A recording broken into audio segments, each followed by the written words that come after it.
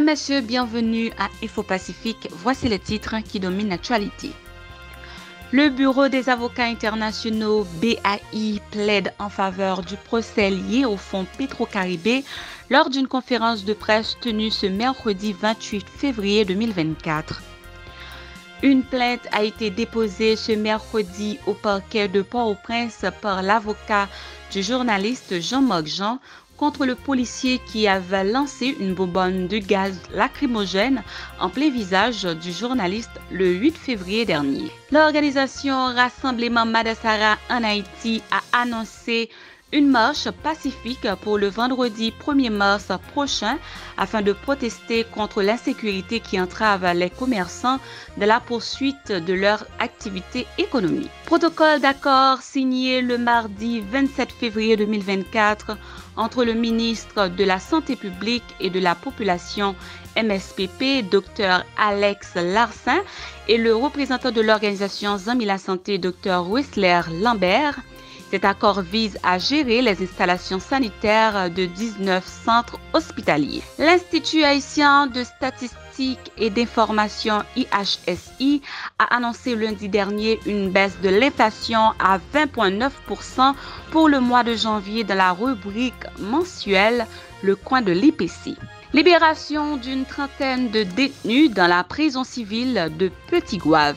Mesdames, Messieurs, restez branchés, les détails c'est tout de suite. Merci de votre fidélité, mesdames, messieurs. Voici les détails de ce journal. Le Bureau des avocats internationaux BAI continue d'exiger des mesures de suivi dans le cadre de la gestion frauduleuse impliquant plusieurs personnalités dans l'affaire Petro-Caribé. Lors d'une conférence de presse ce mercredi 28 février 2024, Maître Mario Joseph a attiré l'attention de la population sur le fait que l'État haïtien aurait versé un montant de 500 millions de dollars qui a annulé la dette de Petro-Caribé. L'homme de loi a cité en exemple un cas de fraude où les juges n'ont pas pu retracer un seul contrat pour la construction d'un parc industriel et de 1500 maisons en périphérie de Port-au-Prince. Ce projet, qui était le plus ambitieux projet public d'aménagement urbain, initié à la suite du séisme de 2010, s'est arrêté en 2014. Le BAI plaide pour que justice soit faite dans ce dossier de corruption. L'avocat du journaliste Jean-Marc Jean a déposé une plainte au tribunal de première instance de Port-au-Prince le mercredi 28 février 2024 contre le policier qui avait lancé une bonbonne de gaz lacrymogène en plein visage du journaliste le 8 février dernier. Cet incident s'est produit lors que Jean-Marc Jean effectuait son travail en couvrant le mouvement de protestation antigouvernementale. L'avocat du journaliste Maître Rizouik Théophin a dénoncé les actes de brutalité qui ont été perpétrés à l'encontre des professionnels de la presse au cours de ces manifestations populaires contre le Premier ministre Ariel Henry. Écoutons Maître Rizouik Théophin au micro de Sheila Simixan et de Michael Franz Stevens.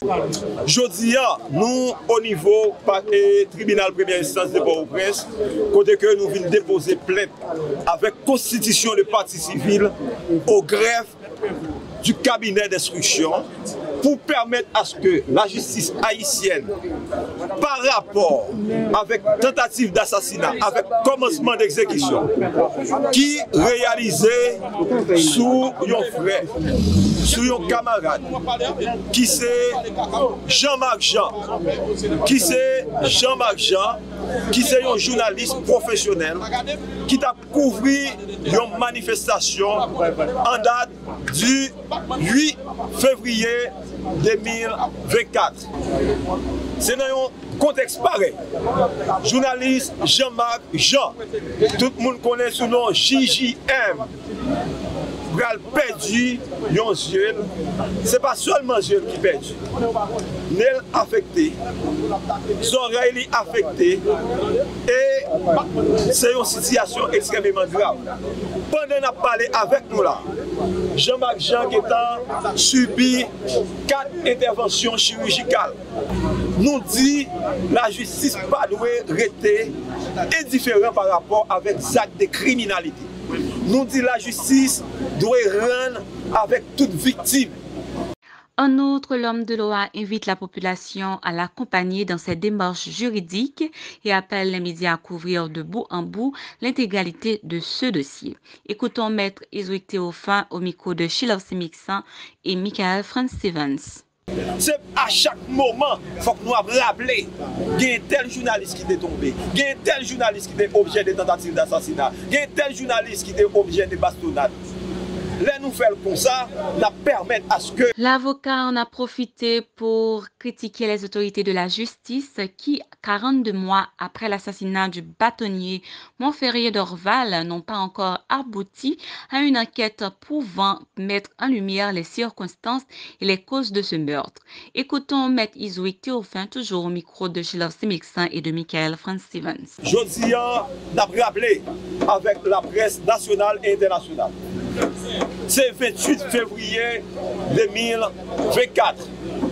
Le 28 août 2020, il y a un événement sans pareil qui était passé dans le pays. C'est l'assassinat, le bâtonnier de l'ordre des avocats de Port-au-Prince, M. Montferrier d'Orval. Jodi a fait nous 48 mois depuis que le dossier ça devant la justice haïtienne. Ça fait 48 mois depuis que le dossier ça fait objet de toute tentative pour effacer devant la justice haïtienne. Ça fait 48 mois depuis qu'il y a un ensemble de gens qui sont impliqués dans l'assassinat bâtonnier qui a marché libre et libère dans le pays.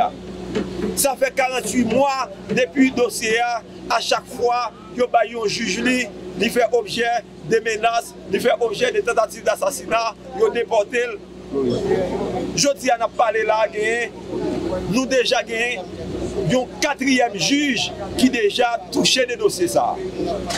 Et quatrième juge ça, jusqu'à présent, nous ne pouvons pas connaître. S'il posait un acte d'instruction, nous ne pouvons pas qui acte il posait dans le dossier. L'organisation Rassemblement Madassara Haïti Ramsa ainsi que d'autres associations de commerçants ont annoncé une marche pacifique pour le vendredi 1er mars prochain.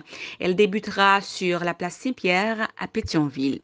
Cette marche a pour objectif de protester contre l'insécurité qui empêche les commerçants de poursuivre leurs activités économiques. Selon Jennifer Destine, le porte-parole de Ramsa, cette situation appauvrit les commerçants et les actions de violence perpétrées par les bandits armés les décapitalisent. Le porte-parole de Ramsa a indiqué que cette marche sera également l'occasion de réclamer justice pour les 7 commerçants qui ont été tués à bord d'un voilier par des bandits le 6 janvier dernier, ainsi que d'autres qui ont été victimes d'enlèvement. Suivons la déclaration du porte-parole de Ramsa au micro de Yasmine Sanon et Marie-Carmel Auguste. Objectif conférence, nous venons annoncer une marche pacifique. Ramsa a ensemble association Sayo a organisé vendredi 1er mars 2024 une marche qui a démarré sous place Saint-Pierre dans la commune Pétionville pour Albout devant local primature dans Musso. Dénoncer phénomène insécurité qui considéré comme plus gros obstacle pour marchand qui a évolué dans le secteur informel là, principalement Madame Sarayo. Jodi a pays d'Haïti a fait face à une situation qui pas jamais connaît depuis 1804.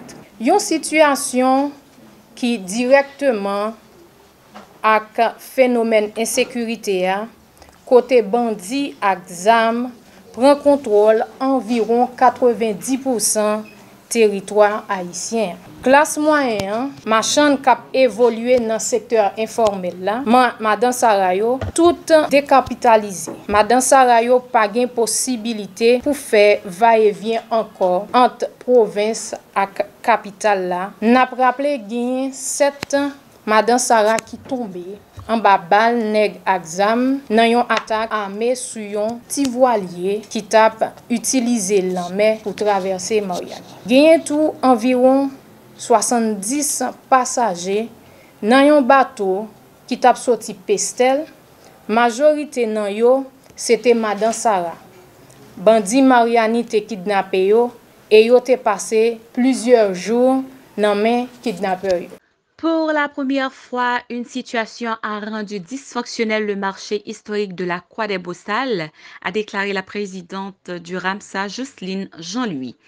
Elle en appelle au gouvernement pour agir en faveur des commerçants qui ont été chassés de la Croix des Beaux-Salles, demandant ainsi un nouvel espace approprié et sécurisé pour ces marchands. Écoutons la présidente au micro de Yasmine Sanon et Marie-Carmel Auguste. Ça a commencé là, c'est que ça n'a recevoir marchand de Croix Beaux-Salles.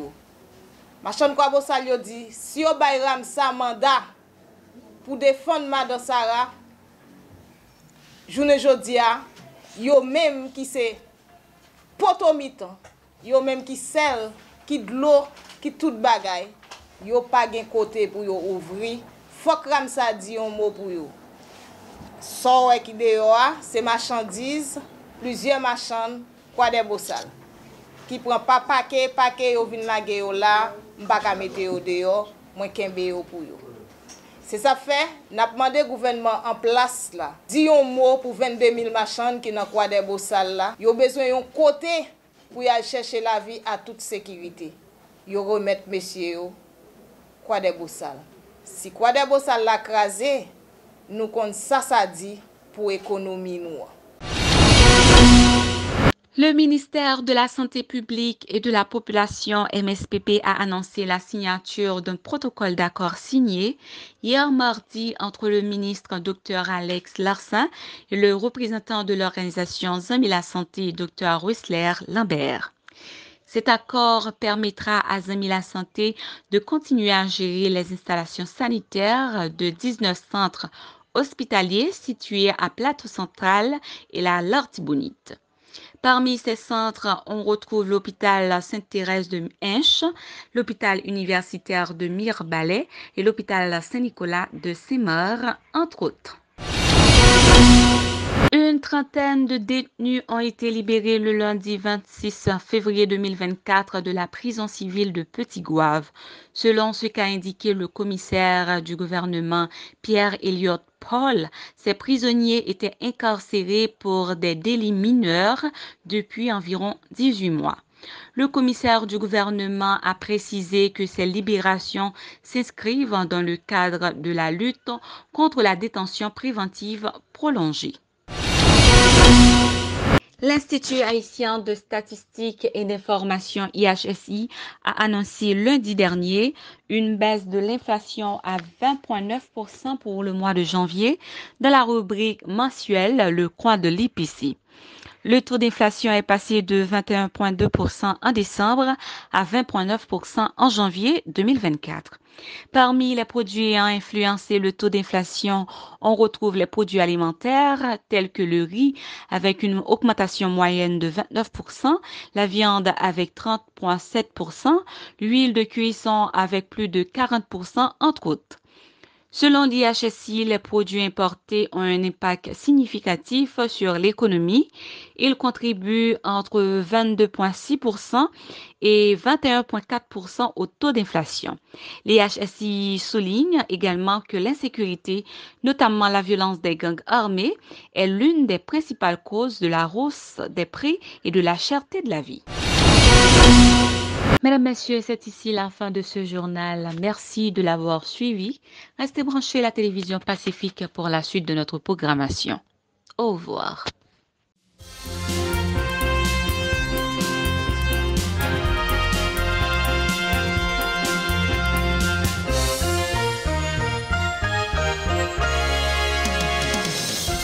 Si vous jugez que cette vidéo est intéressante, n'hésitez pas à liker et partager la vidéo. Et surtout, n'oubliez pas de vous abonner à cette chaîne et activer la cloche de notification pour ne pas louper aucune de nos vidéos.